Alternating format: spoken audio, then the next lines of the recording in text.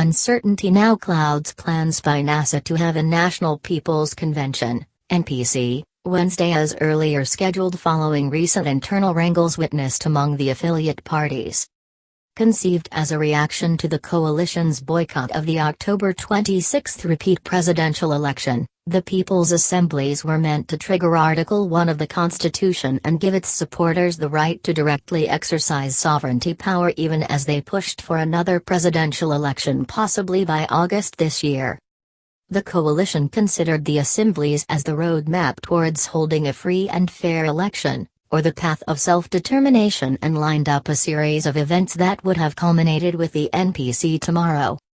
Dr. Ong'wen, a member of the People's Assembly Organizing Committee, said Monday that plans for NPC remain on course but discounted claims the event had been set for February 28. As a committee, we shall meet this week to finalize on the program and agenda of the day. The date may vary a little but we will announce the roadmap with all the details, Dr. Ong'wen, who is also the ODM executive director, told the Daily Nation. Nominated MP Godfrey Osotsi said deadline setting the end of this month for the NPC can be varied. What matters is the resolve of the people which is there. The setting up of the convention where a number of issues will be put on the table is still on, he said, adding we have already sworn in our president and we now need a council under him to help him in his work. Wiper Party Acting Secretary General Peter Mathuki seemed to pour cold water on the event. The initial plan was for the process to be undertaken in stages. We were to first have the People's Assemblies, then hold the convention where issues of reforms were to be deliberated upon before the swearing-in of the People's President, he said, adding now that the swearing-in has happened there may be no need for the convention.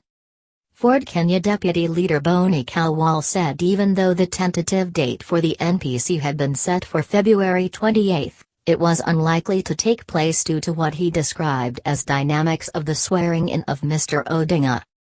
The dynamics of the swearing-in of Mr. Odinga brought confusion in the organs of NASA.